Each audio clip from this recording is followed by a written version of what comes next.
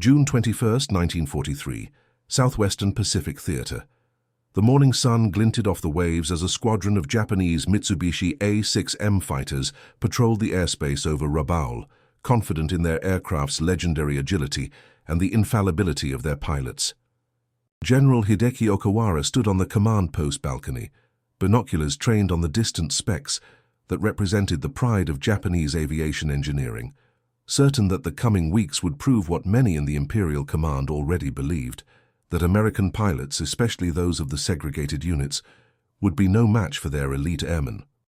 The irony of his conviction would soon become apparent in ways that would shake the foundations of the Imperial Japanese Army Air Service's strategic planning. Before we dive into this story, drop a quick hi in the comments and tell me where you're watching from. It really helps support the channel.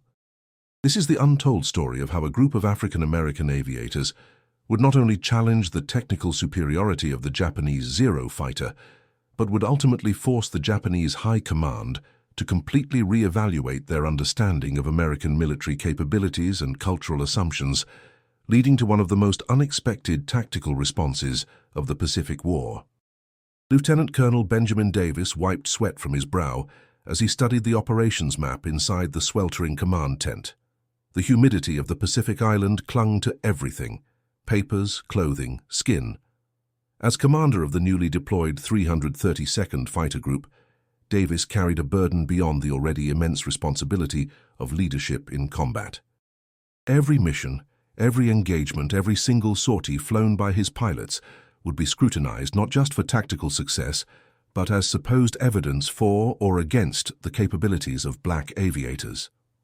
"Sir, reconnaissance reports confirm increased enemy air activity near the Solomon Chain," reported Captain James Wiley, sliding a folder across the makeshift desk. "Intelligence suggests they're planning to intercept our bombing runs to Rabaul next week." Davis nodded thoughtfully. "They still don't know we're here, do they? Still expecting the usual squadrons?" "No, sir, our deployment has been kept classified. The Japanese intelligence hasn't identified our unit yet." Davis allowed himself a small smile. "Then we might have the element of surprise, at least for our first engagement." The 332nd had arrived in theater just 3 weeks prior, after months of intensive training stateside. Despite setting numerous records during their training phases, skepticism followed them at every turn. General Stratemeyer had made his position abundantly clear during their final briefing before deployment. "Colonel Davis," the general had said, voice dripping with barely concealed doubt, "I'm giving you and your men exactly 6 weeks to prove yourselves combat effective. If you can't maintain a success rate comparable to our other fighter groups, I'll have you reassigned to transport duties for the duration. Is that understood?" Davis had simply nodded and replied, "We'll exceed those expectations, sir." Now, standing in the humid Pacific air thousands of miles from home, that promise weighed heavily. The pilots of the 332nd were not just fighting the Japanese, they were fighting against their own country's prejudices. Captain Wendell Brooks, the group's operations officer, entered with the day's weather report. "Clear skies predicted for tomorrow, Colonel. Visibility should be excellent." "Good. Schedule a briefing for 1600 hours. I want all squadron leaders present." The pilots of the 332nd would soon face the vaunted Japanese Zero, an aircraft that had established a fearsome reputation during the early years of the Pacific Campaign. With a climb rate of 4,100 feet per minute, a top speed of 331 miles per hour, and the ability to execute a 360-degree turn in less than 9 seconds, the Zero had outmaneuvered virtually every American fighter it had encountered early in the war. What made the Zero exceptional was its remarkable power-to-weight ratio. Weighing just 3,700 pounds fully loaded, compared to the 7,000 to 9,000 pounds of contemporary American fighters, the Zero could outclimb and outturn any Allied fighter in the theater. American pilots who attempted to dogfight Zeros using traditional tactics had paid with their lives, learning too late that the Japanese fighters' extreme maneuverability came at the cost of armor protection and self-sealing fuel tanks. 5,000 miles away in Tokyo, General Takashi Miyazaki reviewed the latest intelligence briefings from the South Pacific Command. The Americans were increasing bombing raids on Japanese forward bases, particularly around Rabaul, which served as the cornerstone of Japanese defensive positions guarding their major base at Truk. "The Americans are becoming bolder," observed Colonel Tetsuo Nakamura, Miyazaki's chief intelligence officer. "Their fortresses are coming in greater numbers, and their fighter escorts are extending to the limits of their range." Miyazaki nodded thoughtfully. "Yes, but our pilots continue to report that American fighters remain predictable. They fly straight and level, making easy targets. Only when they have overwhelming numerical superiority do they achieve any meaningful victory." What neither officer yet realized was that their understanding of American fighter tactics was about to be challenged by an adversary they had never anticipated. The pilots of the 332nd Fighter Group, men who had learned to fly despite institutional barriers, who had mastered aerial combat while simultaneously battling segregation and discrimination. At 1900 hours, as the tropical sunset painted the sky in brilliant oranges and reds, Colonel Davis concluded his briefing to the squadron leaders. "Gentlemen, tomorrow we escort the 17th Bombardment Group to Rabaul. Intelligence reports at least 20 enemy fighters stationed there, primarily Zeros with possibly some Oscars mixed in. They don't know we're coming, and they certainly don't know who we are." Captain Marcus Williams, commander of the Red Tails Squadron, raised his hand. "Sir, permission to speak freely?" Davis nodded. "The men are anxious to engage, sir. We've been training for this moment for more than a year, but we're also aware that we're carrying additional weight. If we fail—" "We won't fail, Captain," Davis interrupted firmly. "We've studied the Zero extensively. We know not to try to turn with them. We know to use our superior diving speed and power. We've practiced high-speed slashing attacks for months. We're more prepared than any group that's faced them before." He paused, looking each squadron leader in the eye before continuing. "And we have one advantage they don't expect. We've had to outthink our opponents our entire lives. This is just one more barrier we're going to break through." The room fell silent as his words sank in. These men had already accomplished what many had deemed impossible, becoming military pilots despite a system designed to exclude them. They had outflown expectations at every turn. Captain Samuel Jefferson, the youngest squadron leader at just 24 years old, broke the silence. "Sir, we've reviewed the reconnaissance photos. Their airfield has minimal anti-aircraft protection on the eastern approach. If we come in from that direction, using the morning sun at our backs, we might catch them on the ground." Davis considered this. "Good observation, Jefferson. We'll incorporate that into our approach. But remember, our primary mission is bomber escort. We engage enemy fighters only if they threaten our bombers." In the officers' mess later that evening, the pilots gathered in small groups, tension and anticipation thick in the air. Lieutenant Robert Deacon carefully trimmed a photograph of his wife and tucked it into his flight jacket. "You think they know about us yet?" asked Lieutenant Howard Carter, sliding onto the bench across from Deacon. "Who? The Japanese?" Deacon shrugged. "Doubt it. Why would anyone tell them they're about to face Negro pilots?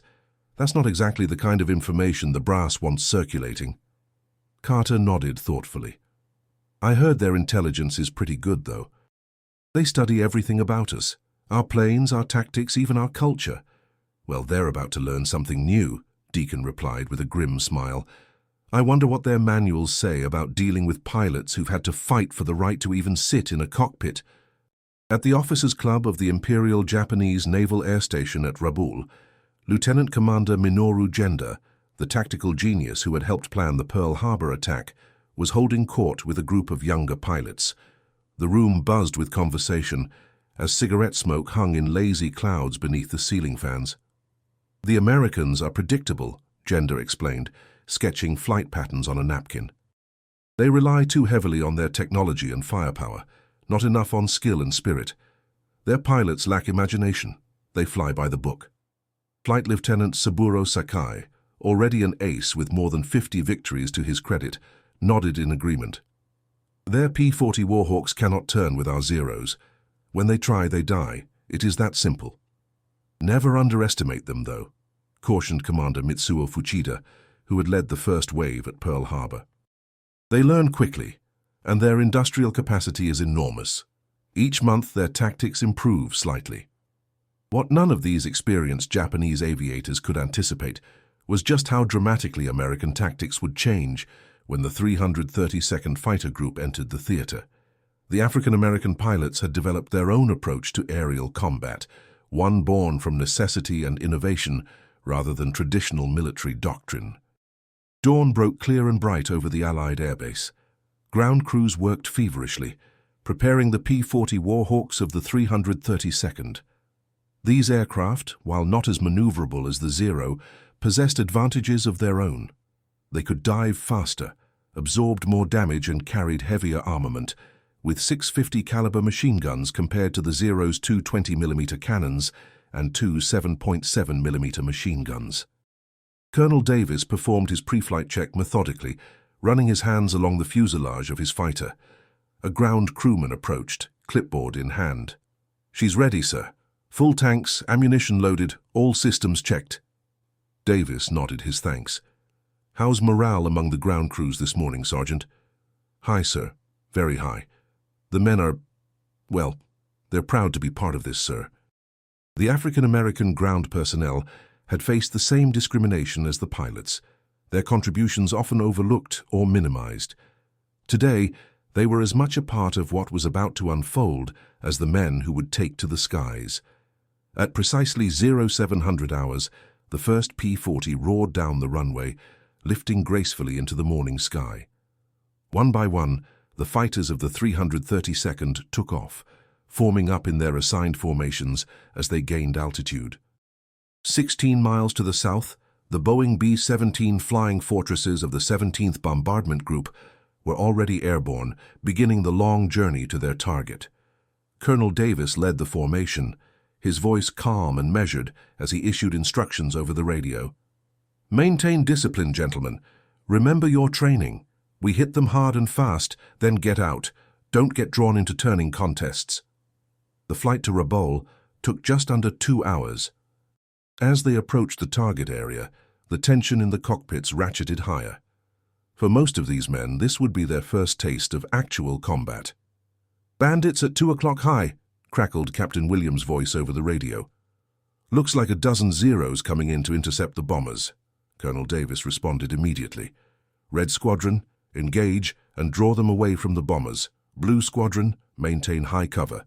Green Squadron, stay with the bombers." The Japanese pilots, spotting the approaching American fighters, prepared to engage using their well-practiced tactics. They expected the Americans to fly directly at them, attempting to use their superior firepower in head-on passes. Instead, the Warhawks split into pairs, attacking from multiple angles simultaneously.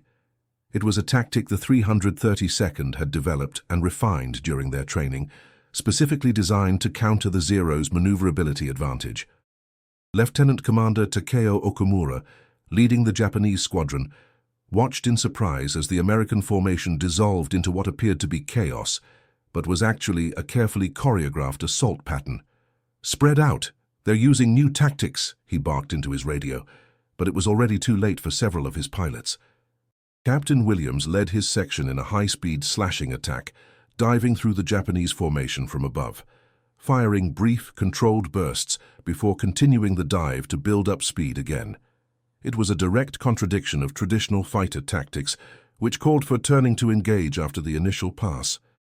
The Japanese pilots, expecting the Americans to turn and fight, were caught off guard when the Warhawks instead used their superior diving speed to pull away, only to climb and repeat the attack from a different angle. Lieutenant Jefferson found himself targeted by 2 Zeros simultaneously. Instead of trying to outmaneuver them, a certain death sentence against the nimble Japanese fighters, he dove steeply, pushing his Warhawk to its structural limits. The Zeros followed, but their lighter airframes couldn't match the P-40's diving speed. As Jefferson pulled out of his dive, 1 Zero overshot, flashing past his canopy. Jefferson's finger tightened on the trigger, sending a stream of 50 caliber rounds into the enemy aircraft. The Zero shuddered, then rolled over and descended rapidly. The second Zero broke off the chase, climbing back toward the main battle. Jefferson, following Colonel Davis's strict instructions, didn't pursue. Instead, he regained altitude to set up another attack. Above the swirling dogfight, Lieutenant Robert Deacon and his wingman, Lieutenant Howard Carter, maintained their altitude, watching for Japanese reinforcements from nearby bases. They didn't have to wait long. 8 more bandits coming in from the north, reported Deacon. Climbing fast, Colonel Davis acknowledged. Blue Squadron, engage the newcomers. Use the sun to your advantage. Deacon and Carter turned toward the approaching Japanese fighters, positioning themselves so that the enemy pilots would have to look directly into the morning sun to see them. It was a simple tactic, but effective. The Japanese pilots didn't spot the American fighters until they were already within firing range. Deacon lined up his shot carefully, remembering his gunnery instructor's advice. Short bursts. Lead your target. Let them fly into your bullets. His Warhawk shuddered as the 650 caliber machine guns fired in unison. The lead Zero seemed to stagger in mid-air, then smoke began streaming from its engine. The remaining Japanese fighters broke formation, attempting to use their superior maneuverability to get behind the American planes. But Deacon and Carter had anticipated this, diving away at high speed rather than turning to engage. On the ground at Rabaul, General Hideki Okawara received the first reports of the air battle with growing concern. The American fighters were not behaving as expected. They refused to dogfight, instead using slash-and-dash tactics that negated the Zero's turning advantage. "Who are these pilots?" he demanded. "What unit is this?" His intelligence officer shook his head. "Unknown, sir. This is not consistent with any American fighter group we've encountered before." In the air, the battle continued. The bombers of the 17th Bombardment Group reached their target unmolested, dropping their payloads with devastating accuracy on the supply dumps and fuel depots below. Colonel Davis watched with satisfaction as the bombers completed their runs and turned for home. All squadrons disengage and provide escort for the withdrawal. Mission accomplished. The fighters of the 332nd broke off their attacks, climbing to rejoin the bombers. Below them, the Japanese fighters regrouped, several trailing smoke from damaged engines or wings. Lieutenant Commander Okumura, his own Zero damaged and running low on fuel, made the difficult decision not to pursue. The American fighters had outfought his squadron using tactics he'd never seen before, and he needed to report this development immediately. As the American formation turned for home, a somber roll call revealed their losses. 2 pilots had failed to respond, Lieutenant Howard Carter and Lieutenant James Marshall. A third, Captain Marcus Williams, reported engine trouble and was losing altitude. "I can make it to the water, sir," Williams radioed, "but not much further." "Understood," replied Davis. "We'll send air-sea rescue your coordinates. Ditch near the coastline if possible." The mission had been a success, but at a cost. Yet compared to the losses other fighter groups had sustained in similar engagements with the Zero, the 332nd had performed remarkably well. Back at Rabaul, Lieutenant Commander Okumura made his report to General Okawara. "The American pilots used unprecedented tactics, sir. They refused to dogfight. They attacked in coordinated pairs, diving through our formation at high speed, then zooming away before we could engage." Okawara frowned. "Could you identify the unit?" "No, sir. Their aircraft were standard P-40 Warhawks, but with distinctive red tail markings we haven't seen before." The general turned to his intelligence officer. "Find out who they are, immediately." At the American base, Colonel Davis debriefed his pilots thoroughly, analyzing every aspect of the engagement. "You all performed admirably," he concluded. "Our tactics worked exactly as planned. We denied the enemy the type of fight they wanted and forced them to engage on our terms." Captain Jefferson raised a hand. "Sir, what about Captain Williams?" Davis's expression grew solemn. "Air-sea rescue is searching for him now.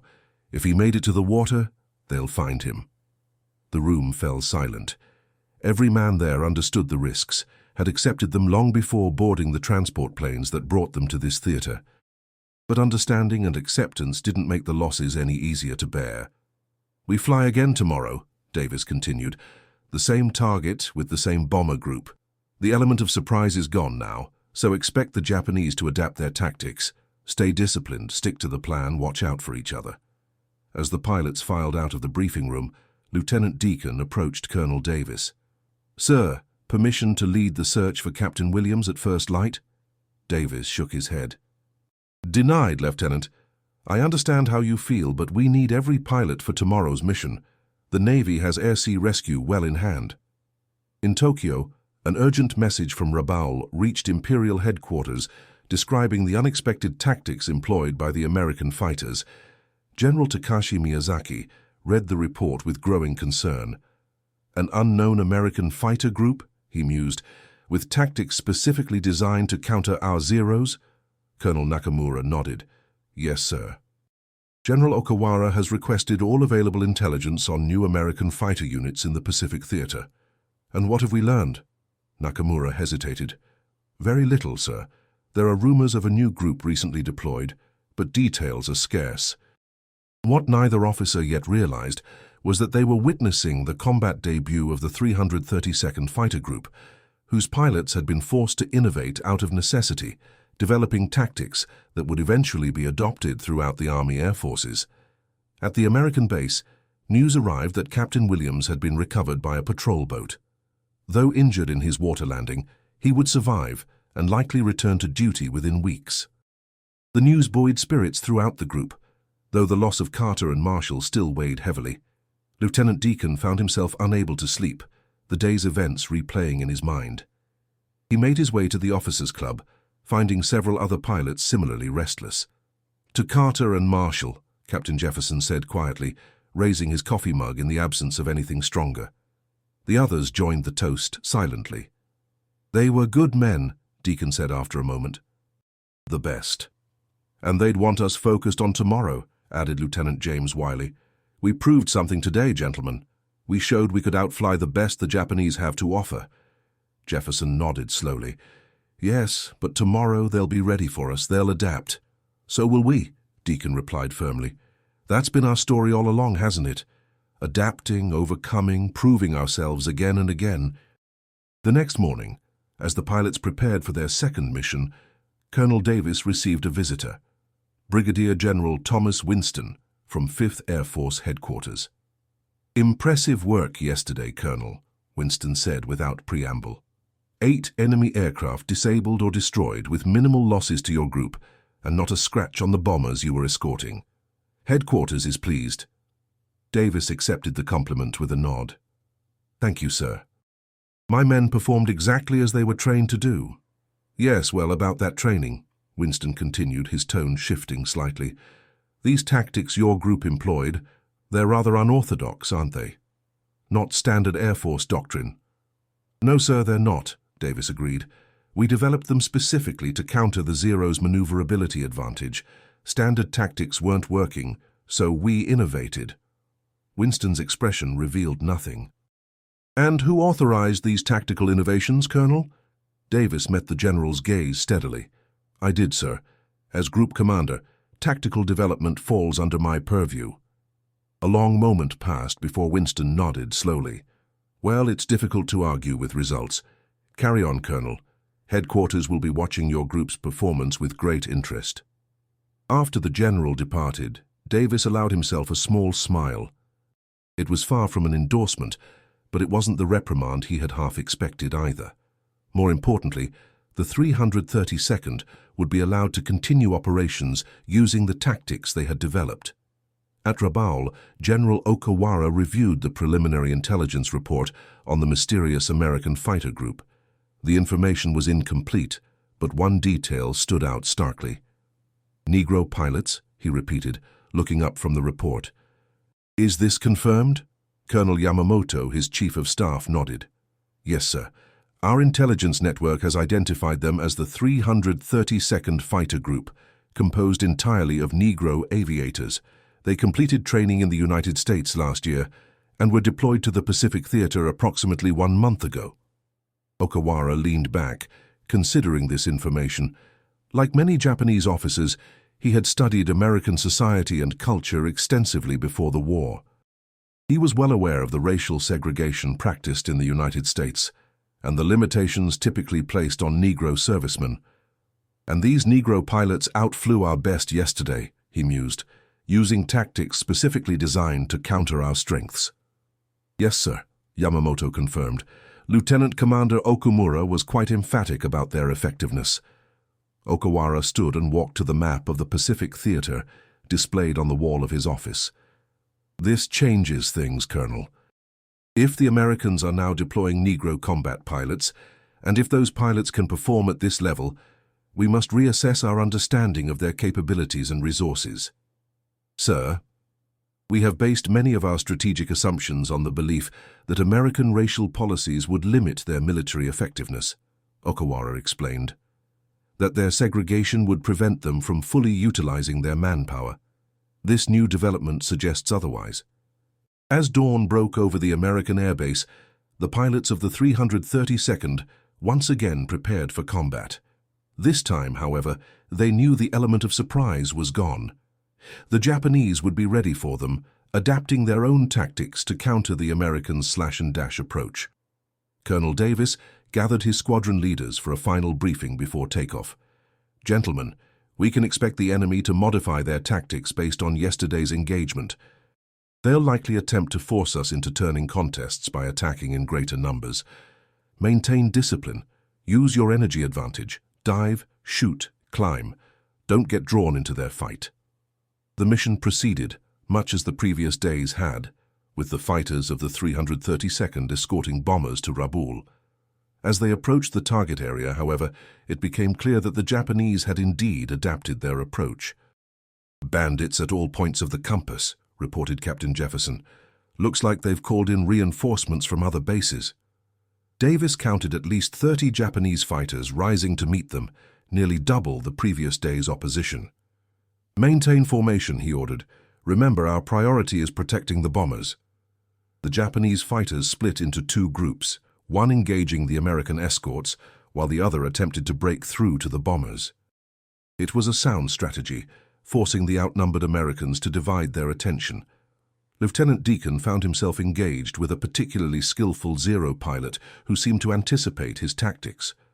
Each time Deacon dove to attack, the Japanese pilot would roll away at the last moment, denying him a clean shot.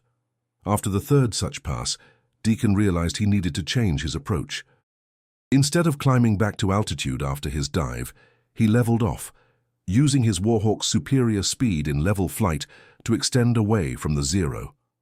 The Japanese pilot, expecting Deacon to climb, initially pursued but quickly fell behind as the heavier American fighter gradually pulled away. Once he had established sufficient separation, Deacon executed a climbing turn, reversing course while gaining altitude. The maneuver, known as a high yo-yo, allowed him to convert his speed advantage into an energy and position advantage. The Zero pilot, now below and ahead of Deacon, didn't spot the American fighter until it was too late. Deacon's guns blazed, sending 50 caliber rounds through the Zero's unarmored cockpit. The Japanese fighter rolled inverted and descended in a gentle spiral, its pilot incapacitated. Throughout the sky above Rabaul, similar dramas played out as the pilots of the 332nd adapted and innovated in real time, countering the Japanese attempts to force them into disadvantageous engagements. Colonel Davis, observing the battle from his position above the bomber formation, recognized that despite their tactical success, the sheer number of Japanese fighters was beginning to tell. His pilots were being forced to extend their fuel reserves, engaging in prolonged maneuvers to keep the enemy at bay. "Blue Squadron, drop your auxiliary tanks and move to intercept the group approaching from 9 o'clock, he ordered. "Red Squadron, tighten up your escort formation. They're trying to pull us away from the bombers." The battle continued as the bombers reached their target, releasing their payloads on the supply depots and airfield facilities below. As the bomber formation turned for home, Davis gave the order to disengage. "All squadrons break contact and reform on the bombers. We're returning to base." The Japanese fighters pursued for several minutes before breaking off, their own fuel reserves running low after the extended engagement. As the American formation headed for home, Davis conducted a roll call. This time, all pilots responded.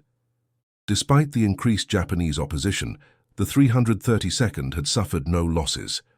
Back at Rabaul, General Okawara received reports of the day's battle with growing concern.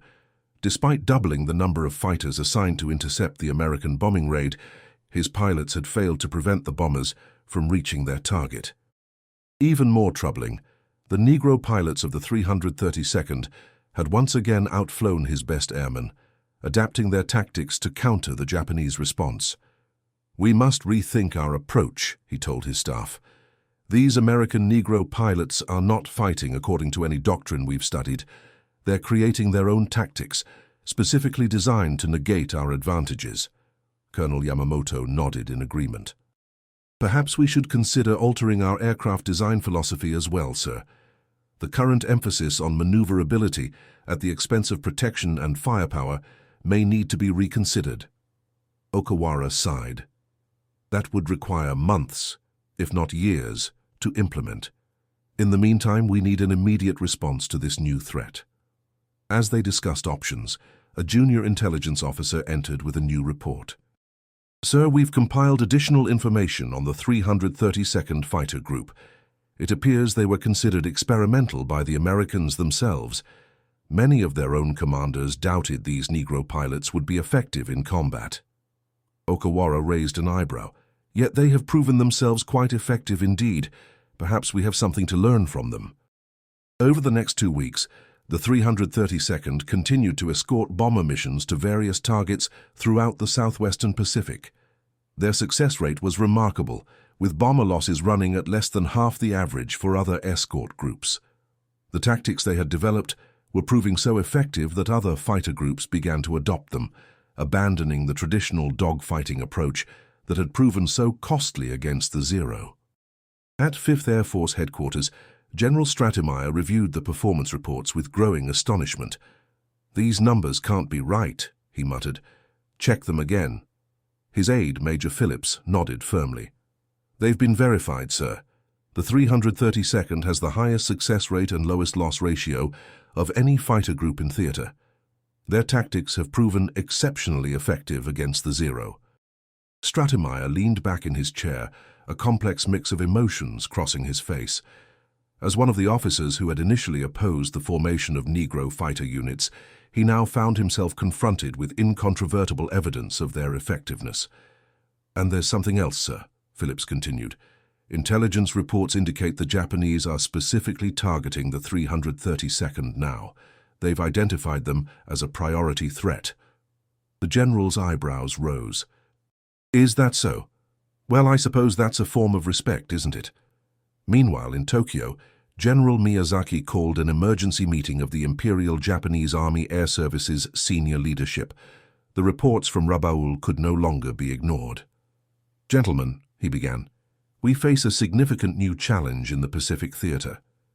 The Americans have deployed a fighter group composed entirely of Negro pilots, and these aviators are demonstrating exceptional combat effectiveness against our forces."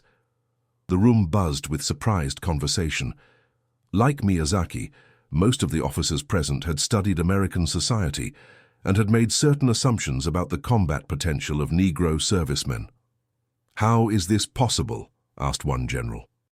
"Our intelligence indicated that the Americans considered their Negro population inferior and unsuitable for complex technical roles."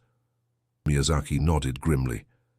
"Clearly, our intelligence was flawed, or our interpretation of it was.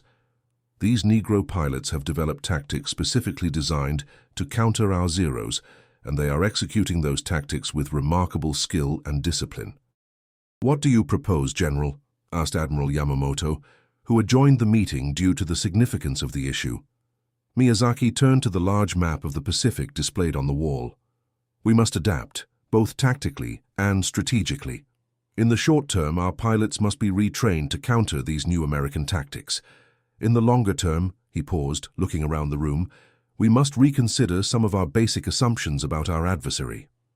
At the American base, Colonel Davis received orders to report to 5th Air Force headquarters. The message gave no indication of the purpose of the summons, leaving Davis to wonder if his group was being reassigned, or worse, disbanded despite their success. He found General Stratemeyer waiting for him, along with several other senior officers. To Davis's surprise, the general greeted him with a firm handshake. "Colonel Davis, congratulations on the outstanding performance of your group. You've exceeded all expectations." Davis blinked in surprise but maintained his composure. "Thank you, sir. My pilots have worked extremely hard to prove themselves." "And proven themselves they have," Stratemeyer agreed. "So much so that we're expanding your operations. Effective immediately, the 332nd will be taking on additional escort duties throughout the theater." The meeting continued with a detailed discussion of the tactical innovations the 332nd had developed. Davis explained the thinking behind their approach, emphasizing how they had turned the supposed limitations of their aircraft into advantages. "We knew we couldn't outmaneuver the Zero," he explained, "so we developed tactics that didn't require us to try. Instead of turning with them, we use our superior diving speed and firepower to hit them hard and get away before they can respond." General Marshall, the Air Force's Chief of Operations, nodded appreciatively. "Simple but brilliant. And it seems your pilots execute these tactics with exceptional discipline." "They understand the importance of maintaining energy advantage, sir," Davis replied, "and they've had plenty of practice maintaining discipline in difficult circumstances." The unstated reference to the discrimination his men had faced throughout their careers hung in the air, acknowledged but unaddressed by the senior officers present. As the meeting concluded, Stratemeyer took Davis aside. "Colonel, I owe you an apology. I had my doubts about your group's potential effectiveness. You've proven me wrong, and I'm man enough to admit it." Davis nodded, accepting the apology with professional grace. "Thank you, sir. My men appreciate the opportunity to serve their country in the air, just like any other American pilots." "They're not just like any other American pilots, Colonel," Stratemeyer replied thoughtfully. "Based on these results, they're better than most."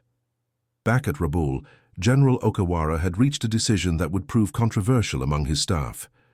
"We will establish a special study group," he announced, "dedicated to analyzing the tactics and techniques of the American Negro pilots." Colonel Yamamoto looked surprised. "Sir, these pilots have overcome significant obstacles to earn their wings," Okawara explained. "They've developed innovative tactics out of necessity, not tradition. There may be valuable lessons for our own aviators in their approach. The idea that Japanese pilots, considered among the finest in the world, might learn from American Negro aviators was radical, even shocking, to many of the officers present, yet the combat results spoke for themselves. Furthermore," Okawara continued, "I am recommending to Imperial Headquarters that we reconsider some of our basic assumptions about American capabilities.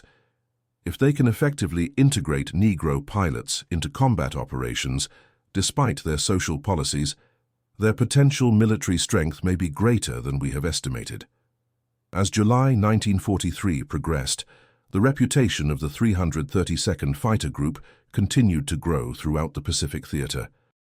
What had begun as a military experiment, viewed with skepticism by many in the American High Command, had transformed into one of the most effective fighter units in the war.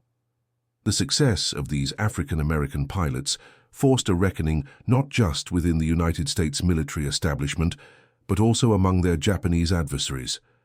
Lieutenant Colonel Davis stood at the briefing room podium, a telegram in his hand and an expression of cautious satisfaction on his face. Before him sat the pilots of the 332nd, men who had proven themselves in combat against the most formidable fighter aircraft in the Pacific. "Gentlemen, I've just received word from 5th Air Force Headquarters. Our escort success rate for the past 3 weeks stands at 97.8%. That's the highest in theater." A murmur of pride rippled through the room, though the men maintained their professional composure. They had learned long ago not to celebrate too openly or too soon. "Additionally," Davis continued, "our new tactics have been deemed so effective that they're being incorporated into the standard fighter pilot training program. Starting next month, all new pilots deploying to the Pacific will be trained in what they're now calling energy combat tactics." This announcement drew a more vocal response. Captain Jefferson let out a low whistle. "So they're not just Negro tactics anymore, sir?" Davis allowed himself a small smile. "Apparently not, Captain. Good tactics are good tactics, regardless of who developed them." Lieutenant Deacon raised his hand. "Sir, what about our requests for the new P-51s? Any word on when we might transition from the Warhawks? The P-51 Mustang represented a significant upgrade over the P-40 Warhawk, offering greater range, speed, and altitude performance. With its Rolls-Royce Merlin engine, the Mustang could escort bombers all the way to their targets and back, something the shorter-ranged Warhawk couldn't always accomplish. "That's my other piece of news," Davis replied. "We've been approved for transition to Mustangs. The first aircraft should arrive within 2 weeks, with the full complement by the end of August." This announcement was met with spontaneous applause. The pilots understood what this meant. Their performance had earned them the newest and best equipment, a stark contrast to the military's usual practice of assigning obsolescent aircraft to Negro units. "One more thing," Davis added when the room quieted. "Intelligence reports indicate that the Japanese have established a special study group at Rabaul specifically to analyze our tactics and develop countermeasures. Gentlemen, I'd say we've gotten their attention." 5,000 miles away at Imperial Japanese headquarters in Tokyo, General Takashi Miyazaki reviewed the preliminary findings from General Okawara's study group with growing concern. The report detailed not just the tactical innovations of the American Negro pilots, but also included a reassessment of American industrial and personnel capabilities that painted a troubling picture for Japan's long-term strategic position. "These Negro pilots represent just 10% of America's potential fighter pilot pool," the report stated.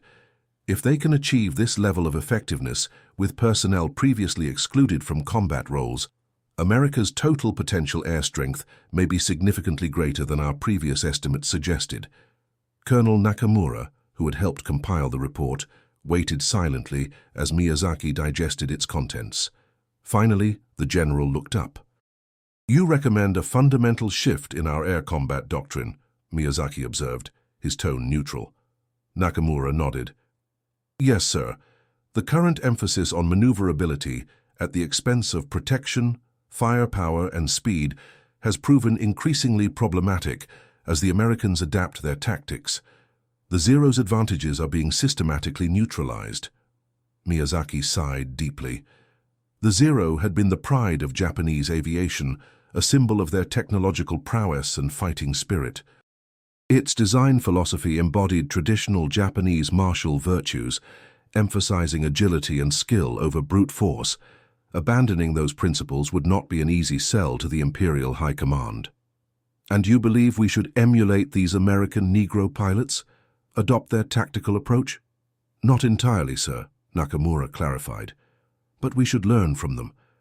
They've demonstrated remarkable adaptability, turning their aircraft's limitations into strengths rather than weaknesses. More importantly, they've shown that unorthodox thinking, unconstrained by tradition, can yield superior results." Miyazaki rose from his desk and moved to the window, looking out over Tokyo. The war had not gone as planned. What was supposed to have been a quick campaign to secure the resources of Southeast Asia and force America to negotiate had instead become a prolonged conflict that was gradually turning against Japan. "Very well," he said finally. "Prepare a formal recommendation to the air staff. Include all supporting data from General Okawara's study group. But," he added, turning back to face Nakamura, "phrase it carefully. Present this as an evolution of our doctrine, not a repudiation." At the American base, the pilots of the 332nd gathered in the maintenance area, watching as the first shipment of P-51 Mustangs was unloaded from transport aircraft. The sleek fighters, with their distinctive laminar flow wings and bubble canopies, represented the cutting edge of American aviation technology. Lieutenant Deacon ran his hand along the fuselage of one aircraft, an expression of awe on his face. "She's beautiful," he murmured. Captain Jefferson nodded in agreement. "And she'll take us all the way to Tokyo and back if that's what the mission calls for."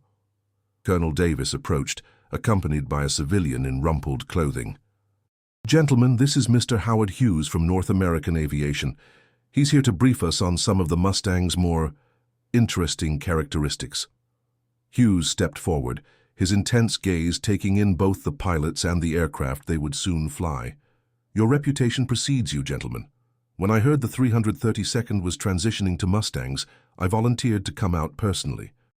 For the next hour, Hughes detailed the Mustang's performance envelope, emphasizing its exceptional high-altitude capabilities and extended range. The aircraft could reach altitudes above 30,000 feet, where its performance actually improved relative to most other fighters due to its advanced aerodynamic design and supercharged engine. But what you'll really appreciate is how she handles, Hughes concluded. All the power in the world doesn't help if you can't control the aircraft precisely. The Mustang combines power with finesse in a way no other fighter does.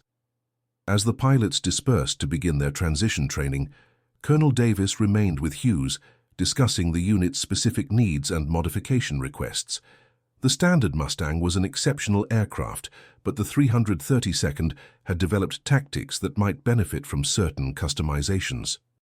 We found that increasing the convergence range of the wing guns improves our hit probability during high-speed slashing attacks, Davis explained. Our pilots typically engage at greater distances than what's taught in standard gunnery courses. Hughes nodded thoughtfully. That's easily adjusted. What about ammunition loads? The standard mix is armor-piercing, ball, and tracer, but we can customize that as well. More armor-piercing, fewer tracers, Davis replied without hesitation. Tracers look impressive, but they tell the enemy they're under fire and which direction it's coming from. We prefer they don't know what hit them until it's too late.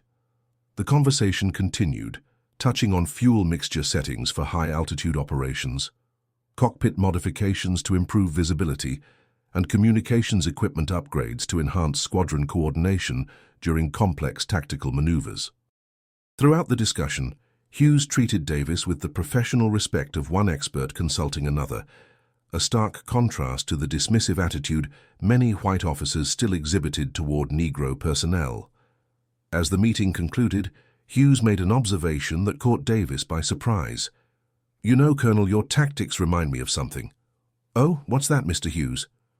"The way Negro boxers had to fight back in the Jack Johnson days. They couldn't win by going toe-to-toe with white boxers, because the referees and judges wouldn't let them. So they developed styles built around speed, movement, and picking their spots. Hit and don't get hit. Never play the other man's game." Davis considered this for a moment. "There might be something to that analogy, Mr. Hughes. My men have spent their entire lives having to outthink systems designed to defeat them." At Rabaul, the special study group established by General Okawara had expanded its scope beyond merely analyzing the tactics of the American Negro pilots. They were now conducting a comprehensive reassessment of American capabilities, with particular attention to how racial integration might affect military effectiveness. "The evidence suggests," Colonel Yamamoto reported during a staff meeting, "that these Negro pilots perform at their peak effectiveness, not despite the discrimination they've faced, but partially because of it. They've developed a heightened situational awareness and tactical innovation precisely because traditional approaches were often closed to them." General Okawara nodded thoughtfully. "And what lessons can we draw from this for our own forces?" "Several, sir. First, we must encourage greater tactical flexibility among our pilots. The rigid adherence to traditional dogfighting doctrine has become a liability. Second, we should reconsider our aircraft design philosophy, placing more emphasis on speed, dive performance, and protection. The recommendations were revolutionary in the context of Japanese military thinking, which traditionally emphasized spirit and skill over material factors. But the mounting losses in the Pacific had created an environment where even radical ideas received consideration. "There's one more thing, sir," Yamamoto added hesitantly. "Intelligence reports indicate that the 332nd is transitioning to new aircraft, P-51 Mustangs. These fighters have significantly greater range, speed, and altitude capability than the Warhawks they've been flying." Okawara's expression darkened. The implications were clear. An already formidable opponent was about to become even more dangerous. "How soon?" "Within weeks, sir." The general rose from his chair and walked to the map on his office wall. "Then we have very little time to implement these changes. Prepare a training program for our pilots immediately. Focus on energy tactics, disengagement procedures, and coordinated team maneuvers." As Yamamoto turned to leave, Okawara added one final instruction. "And Colonel, prepare a briefing for the pilots that includes background on these Negro airmen. I want our pilots to understand exactly who they're facing, men who have overcome enormous obstacles to earn their wings and who will not be easily defeated by traditional means." This unconventional approach, studying the background and motivations of enemy personnel rather than just their tactical doctrine, represented another departure from standard Japanese military practice. But Okawara had come to believe that understanding an adversary's psychology was as important as understanding their weapons and tactics.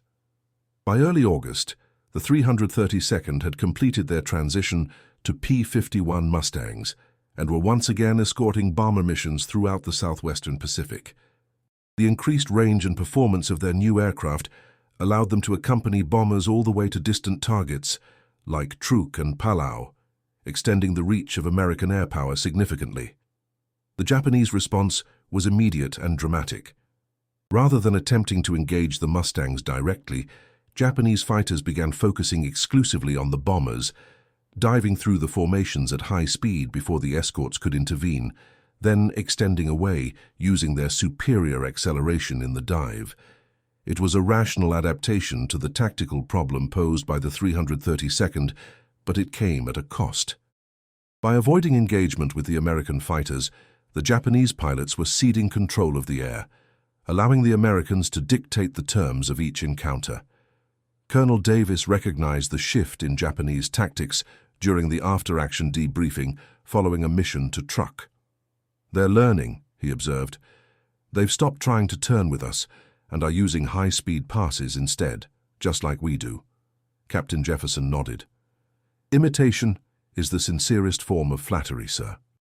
"Maybe so, but it's also dangerous," Davis replied. "We need to adapt our own tactics to counter this new approach." He turned to the operations officer. "Captain Brooks, work with the squadron leaders to develop a modified escort formation that provides overlapping fields of fire.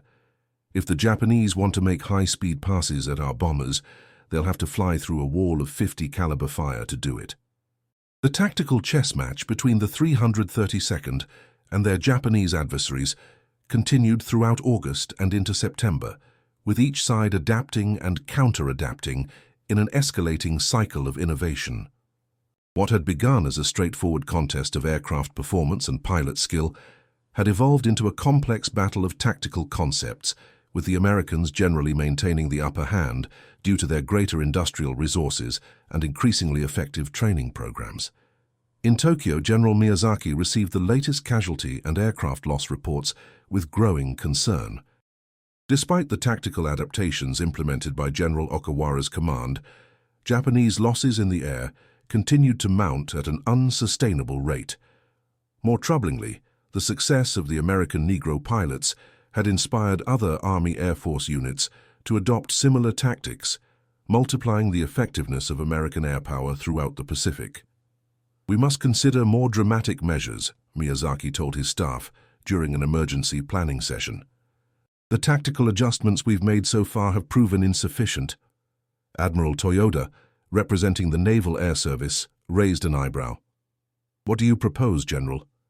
"A fundamental redesign of our fighter aircraft," Miyazaki replied. "The current emphasis on maneuverability at the expense of other factors must be reconsidered. We need fighters with greater speed, especially in the dive, improved protection for the pilot and critical systems, and heavier armament." The proposal was met with skepticism from many of the officers present. The Zero and its design philosophy had been central to Japanese air power doctrine since before the war began.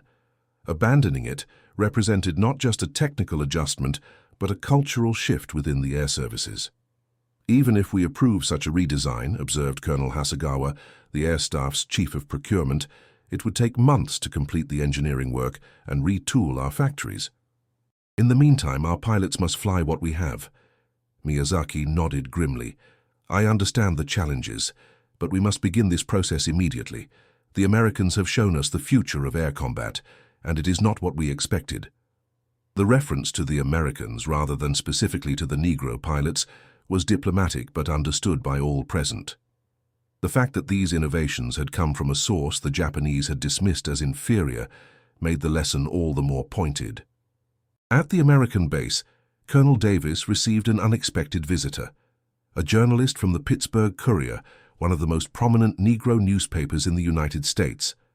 Sam Logan had traveled thousands of miles, navigating military bureaucracy and the dangers of the war zone to document the achievements of the 332nd. "Colonel Davis," Logan began as they walked along the flight line, "your men have accomplished something remarkable here. Not just militarily, but historically. How do you see the significance of what the 332nd has achieved?"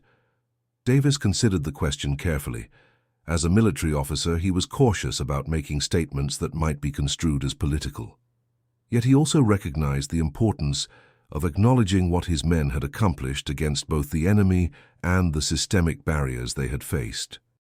"Mr. Logan, we came here to do a job, to escort bombers to their targets and bring them home safely. By that measure, we've been successful. Whether that success has broader implications for American society is not for me to say." Logan smiled slightly. "A diplomatic answer, Colonel. But surely you must recognize that your unit's performance has shattered certain preconceptions about Negro capabilities." Davis paused, looking out at the Mustangs lined up on the tarmac, their distinctive red tail markings gleaming in the tropical sun. "What I recognize, Mr. Logan, is that when given equal training and equipment, Negro pilots have proven themselves equal to any in the world.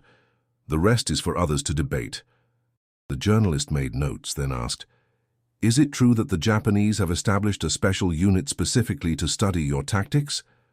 This question caught Davis by surprise.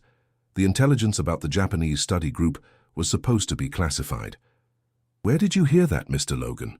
"Military gossip travels fast, Colonel, especially when it's as remarkable as this. The idea that Imperial Japanese officers are studying Negro pilots for tactical insights.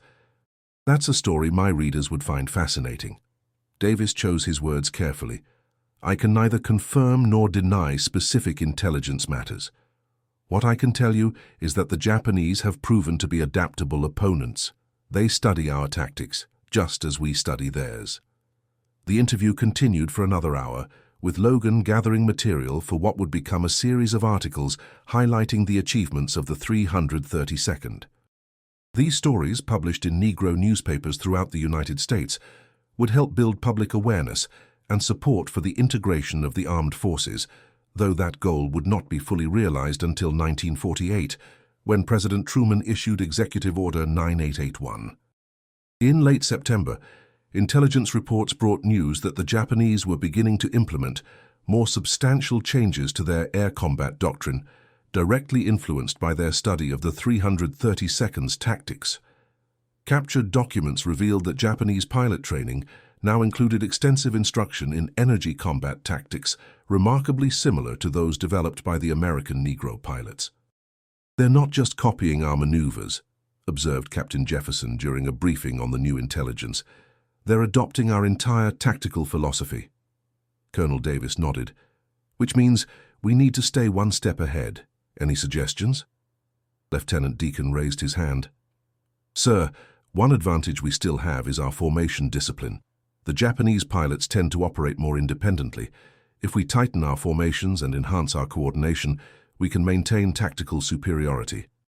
The suggestion led to the development of what became known as the mutual support doctrine, in which pairs of fighters would operate in extremely close coordination, each protecting the other's vulnerable areas during attack runs. This approach required exceptional formation flying skills and constant communication, but provided significant tactical advantages against opponents attempting to use similar slash-and-dash tactics. By October, the strategic situation in the Pacific had shifted dramatically. American forces were advancing across the Central Pacific, bypassing heavily fortified Japanese bases like Rabaul, while striking directly at the heart of Japan's defensive perimeter. The 332nd, now equipped with long-range Mustangs, participated in increasingly distant missions, escorting bombers to targets that had previously been beyond the reach of land-based fighters. At Imperial headquarters in Tokyo, General Miyazaki received the first prototype of Japan's newest fighter aircraft, the Kawanishi N1KJ Shiden, or Violet Lightning.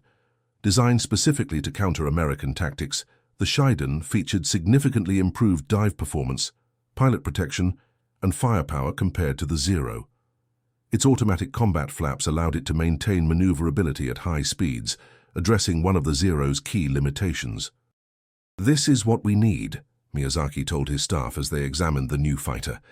But it comes very late in the game. Indeed, by the time the Shiden entered service in limited numbers in early 1944, the strategic balance in the Pacific had already tipped decisively in America's favor. The aircraft would prove effective in the hands of skilled pilots, but Japan lacked the industrial capacity to produce it in sufficient quantities to alter the course of the air war. What remained significant, however, was the impact the 332nd had made on Japanese military thinking. The tactical innovations developed by these Negro pilots had forced one of the world's most traditional military establishments to reconsider fundamental aspects of its doctrine and aircraft design philosophy. In November, Colonel Davis received orders transferring the 332nd back to the European theater, where they would continue their distinguished combat record escorting bombers over Germany. As the unit prepared for redeployment, Davis called his pilots together for a final address. "Gentlemen, in the 4 months we've been in this theater, you've accomplished something remarkable. You've not only proven yourselves as combat pilots, but have influenced the very nature of air combat. The tactics you developed here will continue to save American lives long after we've departed." He paused, looking at the faces of the men he had led through months of intensive training and combat. They had come a long way from the skepticism and doubt that had surrounded the initial formation of their unit. "More importantly, you've demonstrated something that goes beyond military significance. You've shown what can be achieved when artificial barriers are removed and men are judged solely on their abilities and actions." The impact of the 332nd's deployment to the Pacific would continue to resonate long after the unit itself had departed. The tactical innovations they introduced became standard doctrine throughout the Army Air Forces, and later, the newly formed United States Air Force. Their success helped pave the way for the integration of the armed forces after the war, a crucial step in America's long journey toward racial equality. At Rabaul, now largely bypassed by the advancing American forces, General Okawara made a final entry in the journal documenting his special study group's findings. "We underestimated these men because of our preconceptions about American society.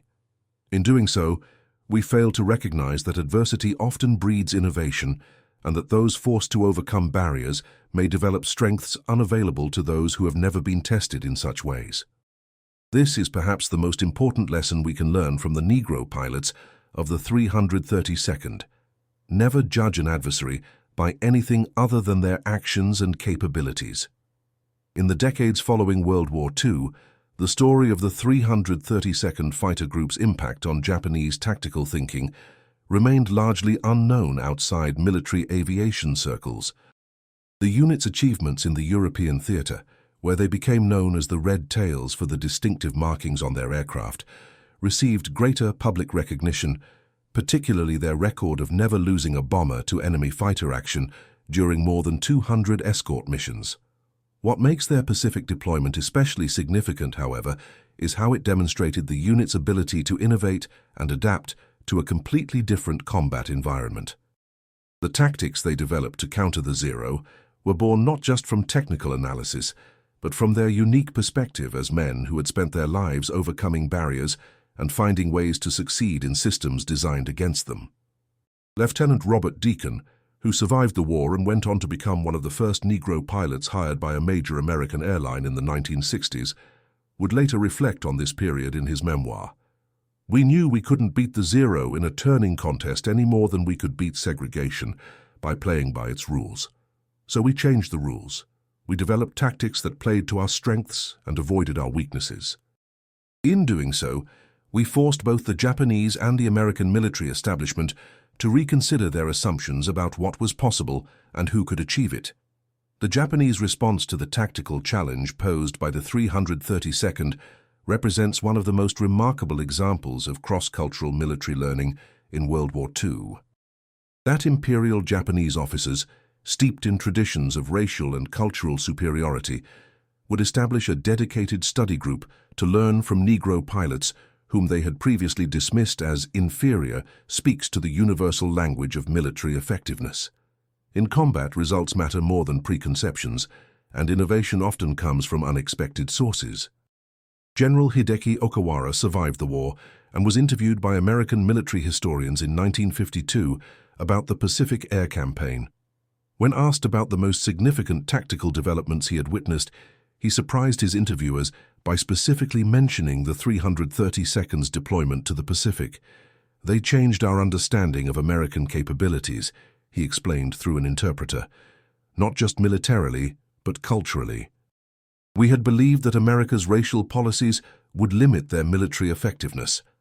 The Negro pilots proved otherwise, forcing us to reconsider our strategic assumptions. This reconsideration came too late to alter the outcome of the war, but it demonstrated how military necessity can sometimes overcome even deeply entrenched prejudices." The Japanese military's pragmatic response to the effectiveness of Negro pilots stands in stark contrast to the continued resistance to integration within the American military itself, which would not be fully addressed until years after the war had ended. For the pilots of the 332nd, their time in the Pacific represented just one chapter in their distinguished service record. Most would continue flying combat missions in Europe until the end of the war, adding to their remarkable achievements. Their legacy, however, extends far beyond their combat statistics. They had not only proven themselves as fighter pilots, but had challenged fundamental assumptions about race and capability on both sides of the conflict. In doing so, they had demonstrated that effectiveness in modern warfare depends not on conforming to tradition, but on the ability to innovate and adapt, qualities that often flourish among those who have had to overcome artificial barriers throughout their lives. The story of what Japanese generals did when they discovered black pilots had outflown their Zeros remains one of the most remarkable yet least known episodes of World War II. It reveals how combat effectiveness can transcend cultural and racial barriers, forcing even the most traditional military establishments to reconsider their assumptions when faced with undeniable evidence of their error. As the war in the Pacific progressed, the tactical innovations introduced by the 332nd spread throughout the American Air Forces, contributing significantly to the eventual Allied victory. Japanese attempts to counter these tactics came too late, and with insufficient resources to reverse the strategic momentum. What remains most significant about this episode, however, is not its direct military impact, but its demonstration of how adversity can breed innovation. The pilots of the 332nd, denied equal opportunity throughout their lives, had developed a unique perspective and problem-solving approach that proved remarkably effective against an enemy that had dismissed them based on racial prejudice. In the final analysis, the story of the 332nd in the Pacific Theater is not just about aerial tactics or aircraft performance. It is about the human capacity to overcome barriers, adapt to challenges, and excel in environments designed for their failure. It is about how those forced to navigate discrimination may develop strengths that their privileged counterparts never acquire. For the Japanese generals who established a special study group to learn from pilots they had previously dismissed, it was a profound lesson in the dangers of underestimating an adversary based on preconceptions rather than capabilities. For the American military establishment, it was a powerful demonstration of the potential being wasted through segregation and discrimination. And for the pilots themselves, it was confirmation of what they had always known, that given equal training and equipment, they could compete with and defeat any opponent, regardless of the barriers placed in their way. The legacy of the 332nd Fighter Group extends far beyond their combat achievements. Their success helped pave the way for the integration of the American Armed Forces and contributed to the broader civil rights movement that would transform American society in the decades following the war. That their innovative tactics would be studied and adopted by their adversaries stands as perhaps the most sincere, if unexpected, recognition of their effectiveness. In warfare, as in other fields of human endeavor, results ultimately matter more than prejudice, And excellence can emerge from the most unlikely sources, particularly from those who have had to overcome artificial barriers to achieve their potential. And that concludes our story. If you made it this far, please share your thoughts in the comments. What part of this historical account surprised you most? Don't forget to subscribe for more untold stories from World War II and check out the video on screen for another incredible tale from history. Until next time.